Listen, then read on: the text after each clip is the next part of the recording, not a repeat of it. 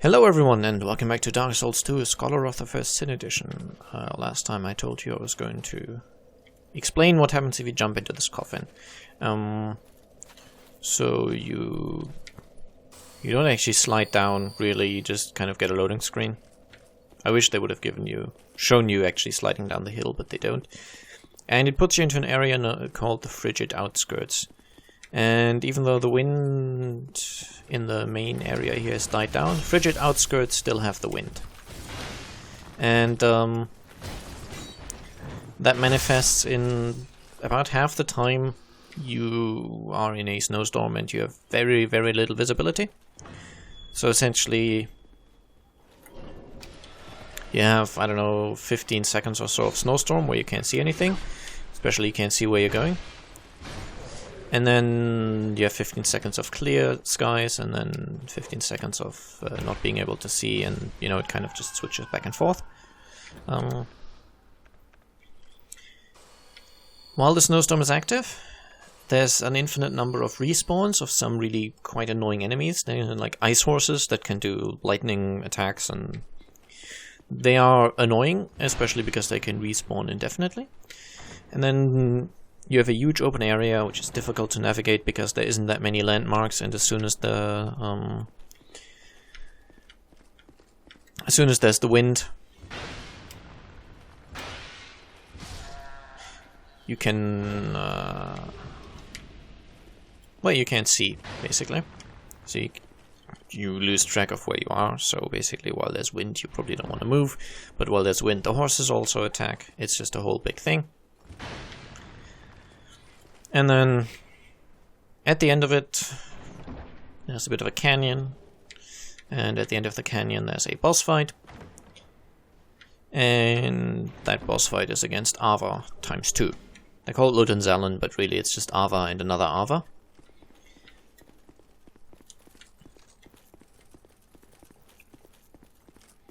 And I guess the major annoyance is that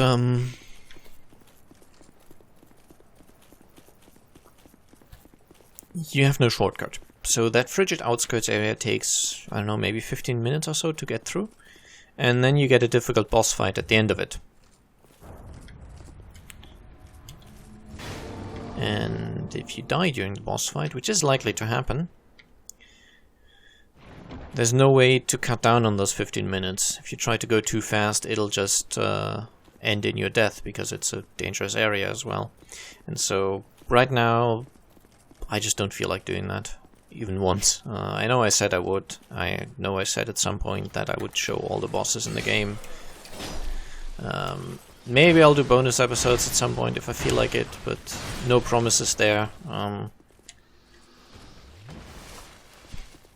don't know, right now I'm in the mood to finish this LP and start a new project. And I do not feel like... Oh hey.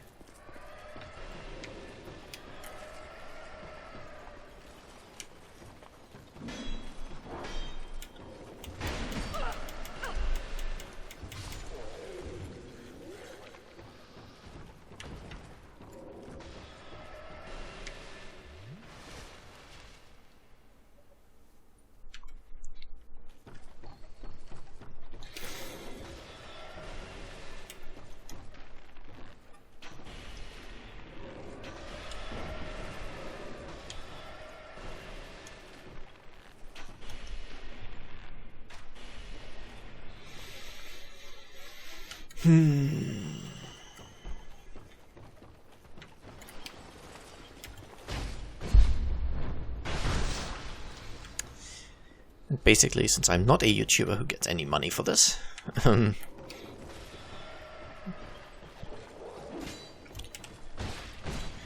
for me, the only well,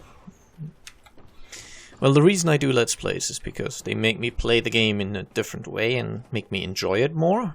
In general, if I play by myself in sort of private playthrough, I tend to rush through games a bit. I don't know, I guess in my heart I'm a speedrunner still. Yeah, you can tell where that takes us. And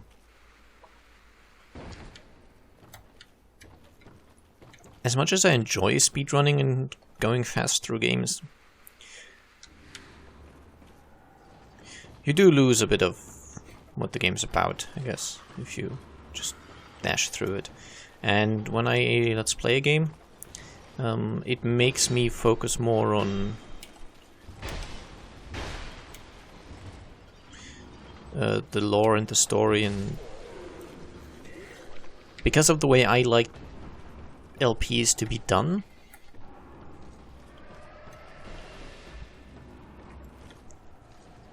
I like there to be a focus on the story of the game and less of a rushed experience, I guess.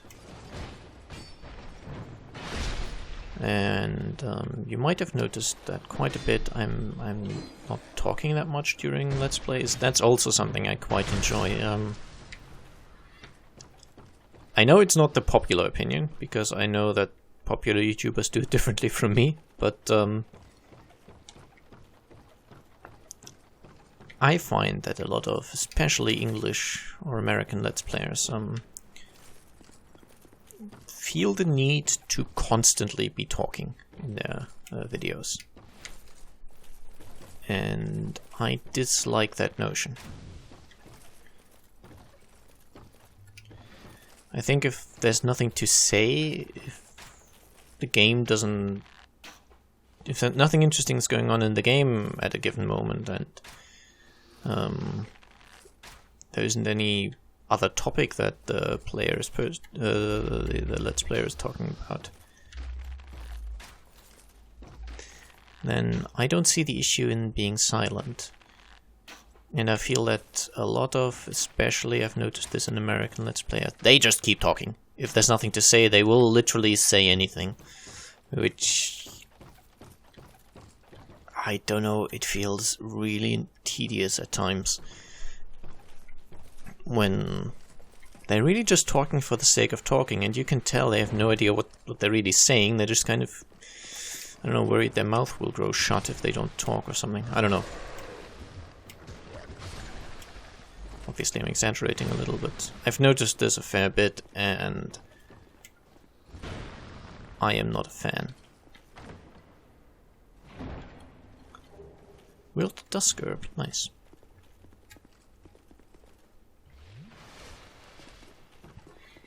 So I try to comment on the game, and if I've got something to talk about, like I do just now, then I may very well talk for extended periods of time as well. But if there's nothing going on in the game that I feel is worth commenting on, and I think it's not a sign of a bad Let's Play if there's a minute or two where the Let's Player doesn't talk. I mean, a minute or two would be quite long, but I think you get my point. Oh, I think I'll be invaded here.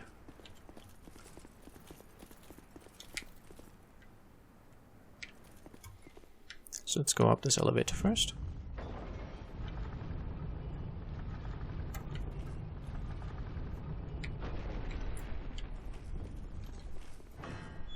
And that should put us out right here.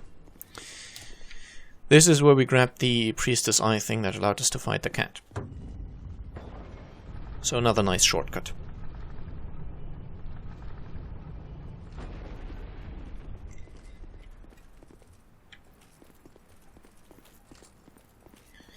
I think there are pop-ups around here. Castaway Witch Donna. I think she was kind of tedious, or kind of, well, tedious. Kind of powerful. Except that was not a very well aimed spell. Well, that one was.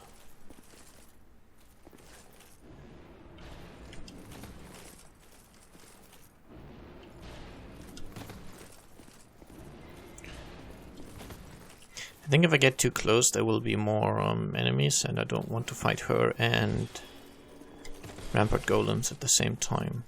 Come on, come on. What? How did that hit me? Seriously.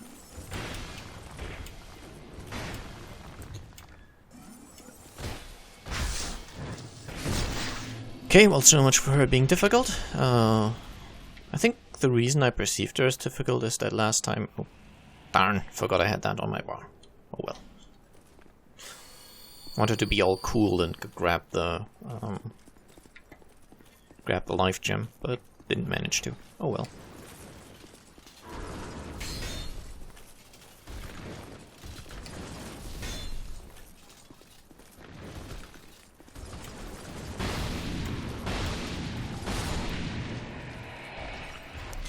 And this is where we find the second knight. There should be a third one, I believe.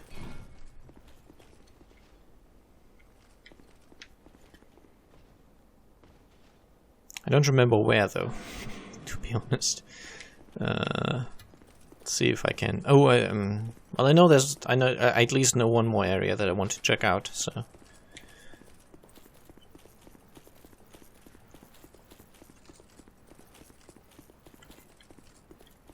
Let's do that.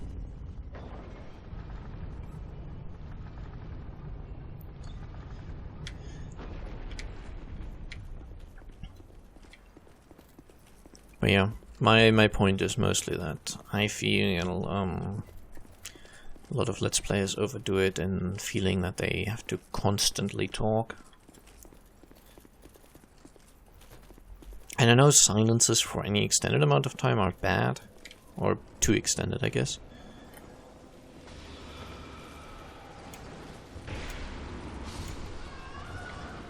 Actually, I probably want to rest here, so killing that lady wasn't really that useful.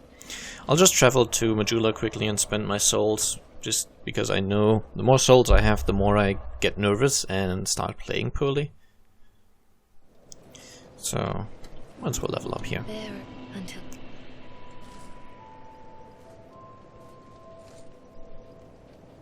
Perfect. Wow, can I even go? Yes, I can. Nice.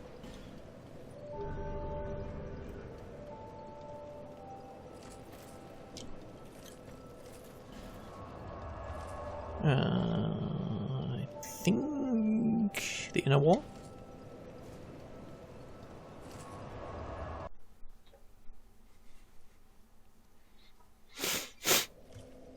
Okay.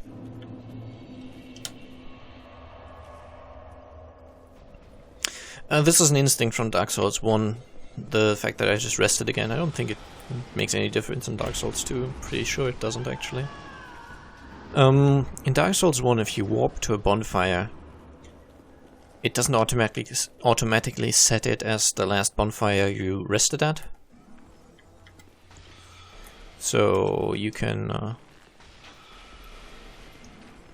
warp to a bonfire, but the next time you use a homeward bone, it's not going to put you at that bonfire, it's going to put you at the one you warped from. So, if you actually want to set your, I guess your home location, you need to rest at the bonfire after warping there.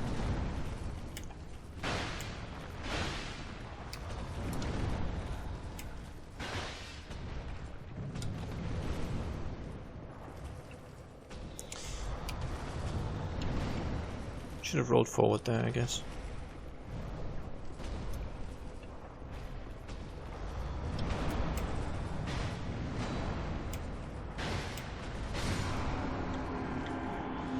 And get a human effigy. Why ever that drops a human effigy, I don't know. Apparently it does though.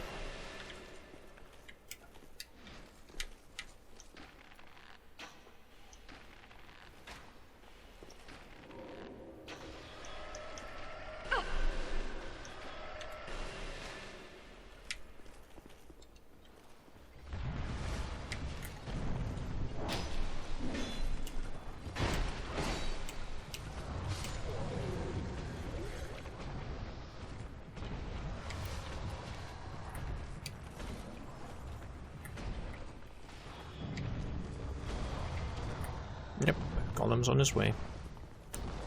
Or Golem, I don't know. I don't know why people pronounce it Golem when... Surely that would imply a double L and it's just a single one in Golem, so...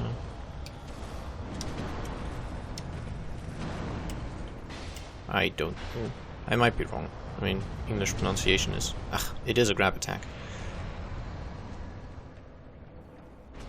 Doesn't do much damage though.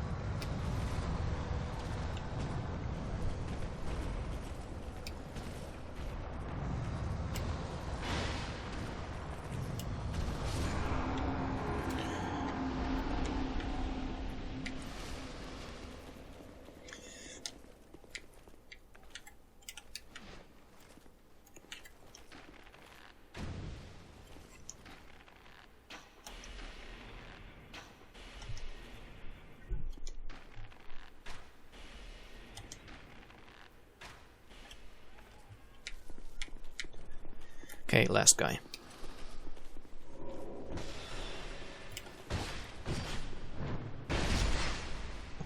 Well done. Oh, I didn't check for mimics. Ah. I think this one might be one. At least it has kind of... It looks slightly different. You can see it has a locking mechanism in front, which this one didn't. I'm not sure if it's a mimic, but... Yeah, it is. Nice. Oh, I hate that glitch. If you attack a mimic from the side while it's spawning, it can instantly hit you with a grab attack without any animation at all. As it just did. Yeah. If that's intentional behavior, then it's very poorly done. I don't know if it is.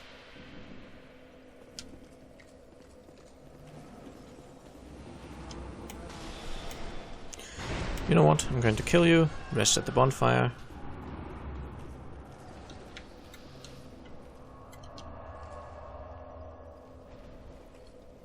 And then kill you again. This time without being hit.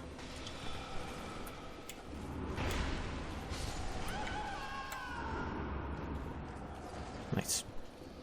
And as you can see, if I still had the 200,000 souls, I would have now lost them. That would have been a bit annoying.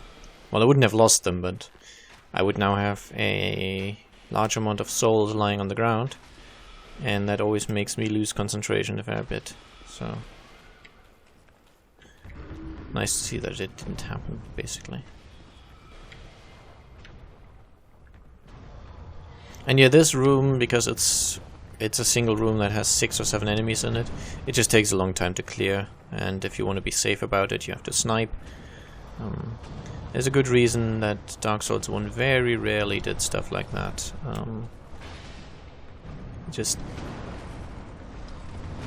It doesn't really work with the combat system.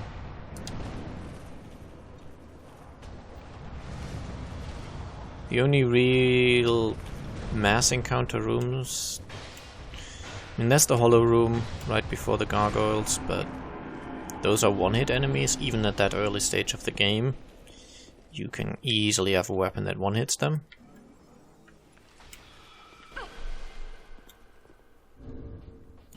You know what, I'm running out of fire arrows, I'm just going to equip magic instead. I don't know. It's probably not going to be very good against these guys, but... You know... Well, 213, that's okay. And that's about as much as the fire arrows did.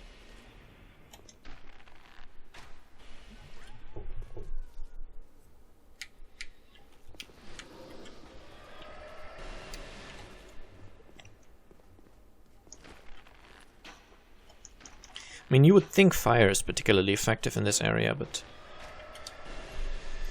just because you would think that doesn't necessarily mean it is the case. Though I might be projecting here. I do play Guild Wars 1 a fair bit, and there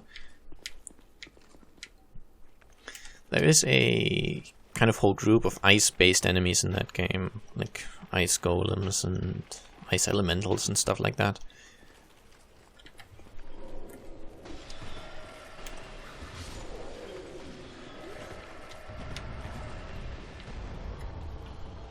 Oh yeah, that guy's going to come all the way here. From behind the corner, no less.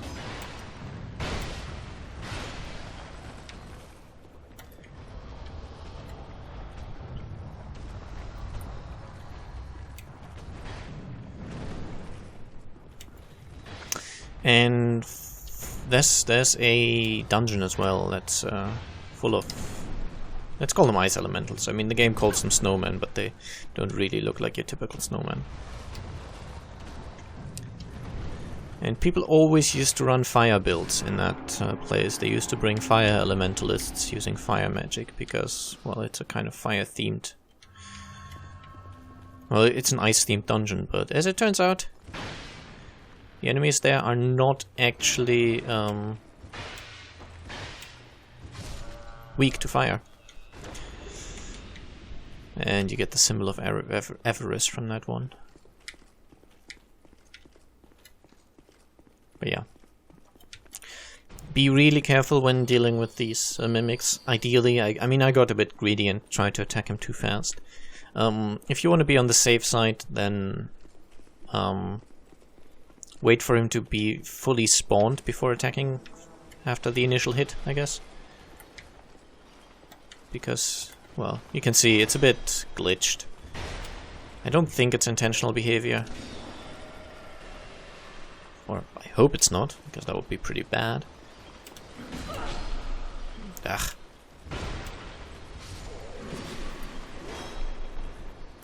Just has to be two of them, eh?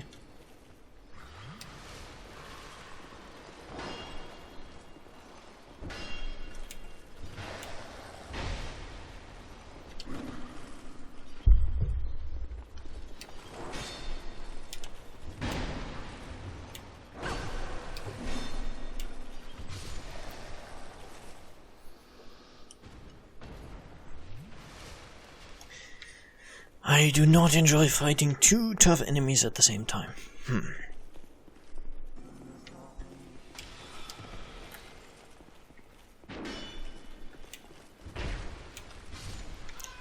Okay, this should be enough to make one of the golems stand up. I think you need to destroy all of them to actually be able to get the chest, so...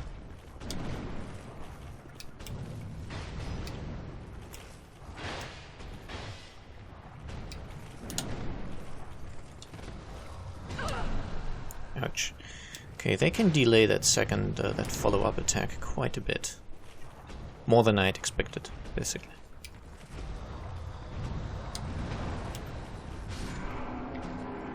Now that will revive the second one.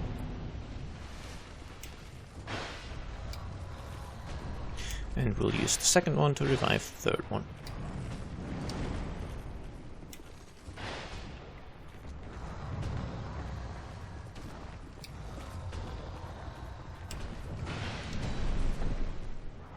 Wait, did I just damage the non-awoken? Whoa, I did not know you can damage them before they wake up. That's cool. I don't think this is a mimic. I'll make sure. And don't take my word on having to activate all three of the golems to open this. I might be wrong on that. I think I checked and I know I checked after only one, and I'm pretty sure I couldn't open it. But again, memory is a little foggy, so I might be wrong.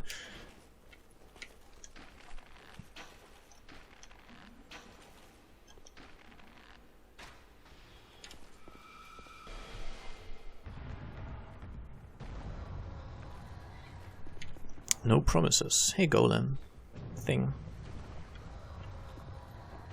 And yeah, this whole place was blocked off earlier because we hadn't triggered the cat yet. Or we hadn't killed the cat.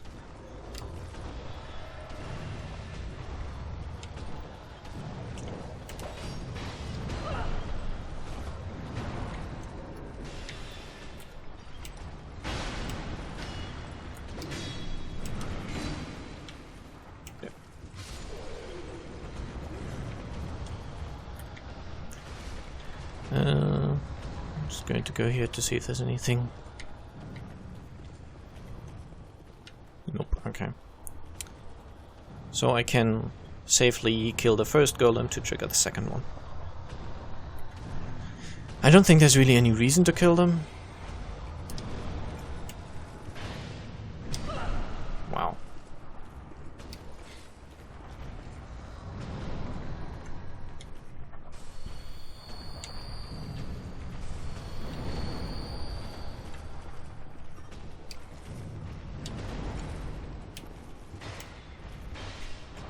I'm wondering why I'm getting some input delay stuff.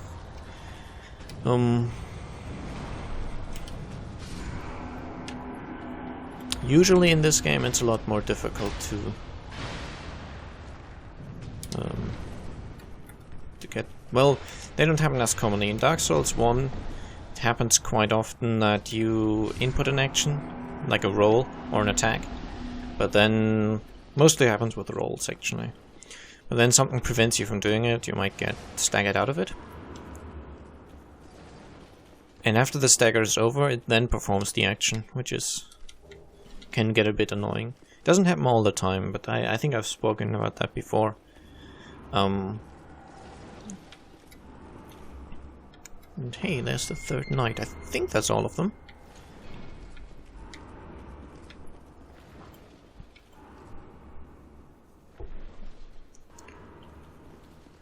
I'll actually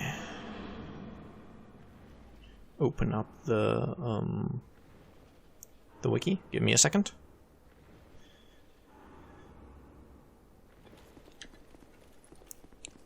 I'm doing it on my other screen, or rather on my other computer, but it's going to take a moment. And this puts us right here. This is after the Ava fight. So I'll just go up to the bonfire and rest there. Guessing 43,000 souls isn't that much, so I'm not going to bother. Going to Majula for a level up. Okay, just give me a second.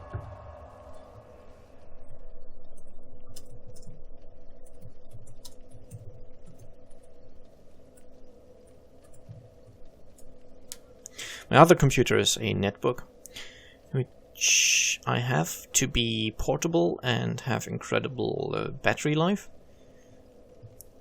It doesn't have much power though. I mean, obviously, the battery lasts for 10 minutes or so. It's not really... 10 minutes, 10 hours or so. 10 minutes would be atrocious. That would be like a gaming laptop's battery. But yeah, it's not really meant to be... a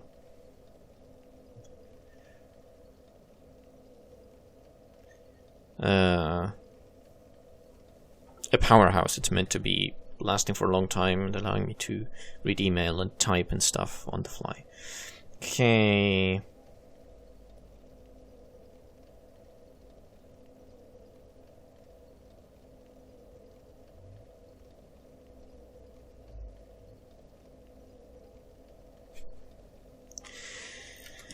I think that's all the knights I can get. From what I read in the wiki, at least. I've gotten 3 of them out and about, and I think the 4th one is down here somewhere. Probably don't want to summon for this fight. I don't think fire is that great. Let's try magic, and since I have them, might as well eat some bright bugs.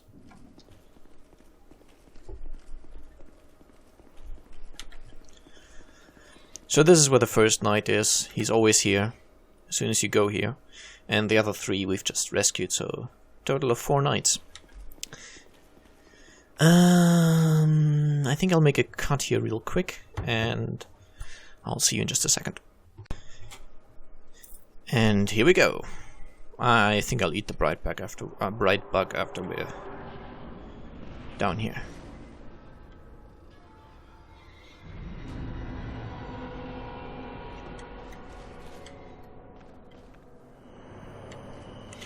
Hey, knights. Okay, so there's 3 portal things here which spawn enemies. And my knights will help me fight them.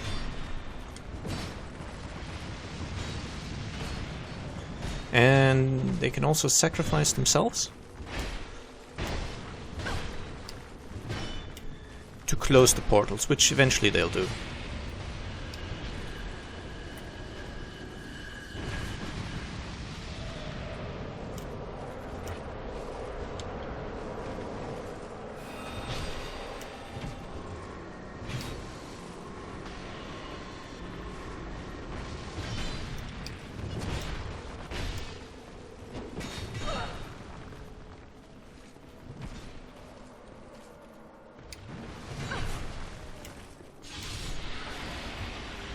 And there you go. See the frozen over portal in the background there? One of my white knights has decided to end his existence and thereby close the portal. And if you get all the knights like I did, then you have enough help to close all the portals and still have one of your knights survive, depending on how they do.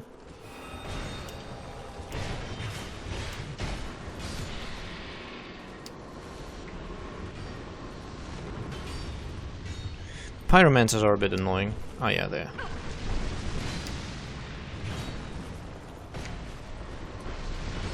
That's the second portal closed.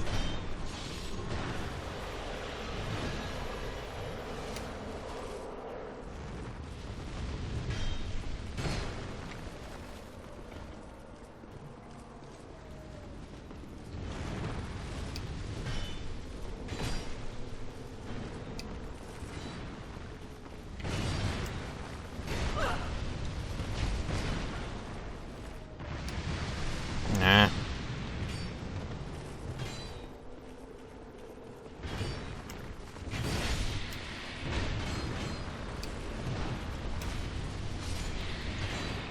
Oh yeah, I can show you this as well.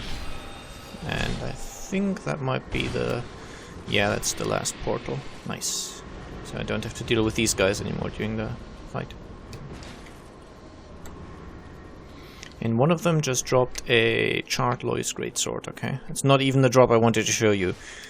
They can very rarely drop kind of special soul fragment things, I guess.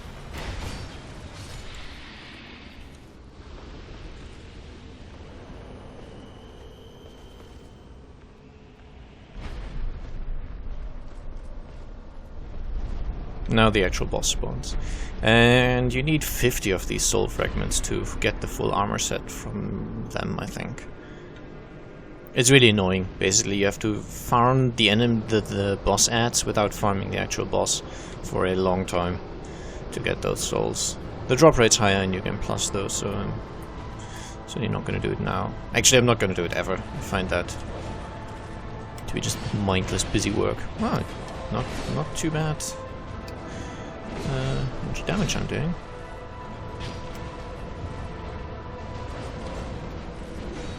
Now the advantage of these Elemnoids Knights that I've kind of called is that they don't count as summons, so normal summons increase the boss's health and resistances and such. They make them harder. These guys don't count as normal summons.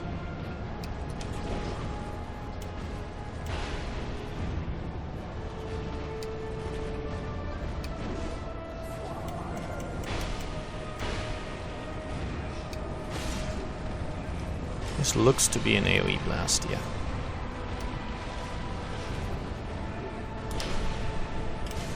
Ouch, this might hurt. It doesn't. Oh yeah, I've got the bright bug.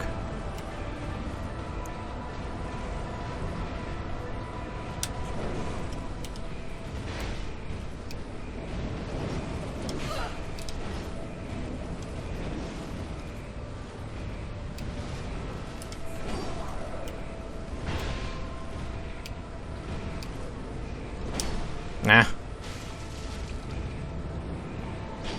I no longer have the bright bug.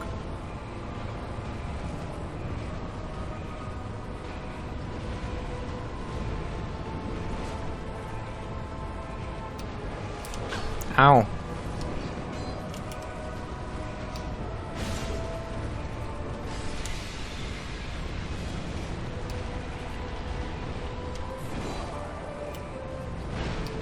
But yeah, I think we might be able to make this. There we go. Burnt Ivory King is dead. The area here looks pretty impressive, and those tree roots really, to me, confirm that this is meant to be the Bed of Chaos. But I would just like to point out that in Dark Souls 1, you kill the Bed of Chaos. And it's not even an optional encounter. It is part of the main story, so... Bed of Chaos is gone, you get its soul, you sacrifice its soul to the Lord Vessel. It's not like it just kind of... It's not even ambiguous. It's dead. It's gone. Ah. I dislike that fact. I mean, yeah. Faint heat lingers in the ancient crown. That's the end of this third DLC. It's also the end of the Let's Play. If you really want to see some of the other encounters, I know I've missed one optional boss in the main game, which is the Dark Lurker. I've missed, I think, 3 boss encounters in the second DLC, and 1 boss encounter in this DLC. If you really want to see those, I can show them. I can possibly be motivated to make kind of bonus episodes in which I show them. But chances are I'm not going to show how to get to them, because in some cases that's just a bit tedious. If you're really interested in seeing the remaining boss fights, I might show them. Otherwise, this is the end of this Let's Play. I do hope you enjoyed it, and I guess let's examine this pillar of light. It just teleports us out. But yeah, I think everyone who... Actually, let's talk to her, see if there's anything interesting she says. You've granted my one wish. Now, I have no regrets. I was born amidst the dark, long ago, in the depths of the abyss. My father perished. The dark shattered into tiny pieces, one of which was me. The soul of Manus did not shatter. How frightened I was. A frail thing, born from but a splinter of dark. Creatures born from a splinter of dark are humans. I am, in fact, the incarnation of my father's fears. I saw that the king of this land was strong. I sought him only to sustain myself, to smother my fears. Now, I realize that he may have known all along. I was born of fear, and my Lord provided comfort. And so, here I remain, heiress to my Lord's wishes, watching over chaos until the end of time. The knights of Ivory were swallowed by the chaos, where their souls still remain. I pray for their deliverance. And this is her telling you that you need to farm those guys spawning from the portals in the boss fight. You can't farm them anymore. I'm pretty sure you can't even go down there anymore. You might be able to, but they won't spawn. Anyway, you need to farm them for a specific soul item which they can drop. And the more of them you have, I think you unlock more dialogue, and you can eventually unlock her as a merchant, and she sells some kind of armor set, I believe. I'm not 100%. Actually, let me check. I've still got the wiki open, so I might as well. No. Does she actually do anything? Yeah, supposedly she is... Yeah, she gives you pieces of the Lois set and eventually her soul. And her soul item can be used to acquire a curved sword called Elam Lois, which is...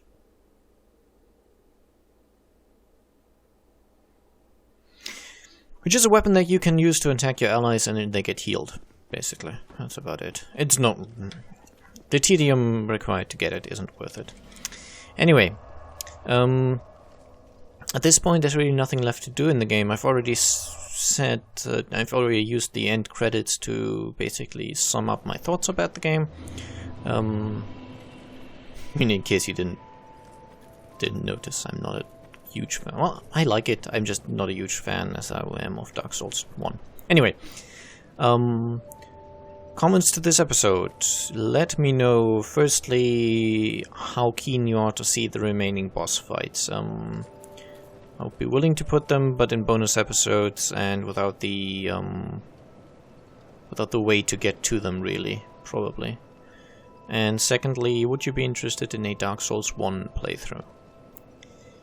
And I think that's about it. I thank you very much for sticking with me to the end, and I hope you enjoy some of my other projects as well. Bye bye.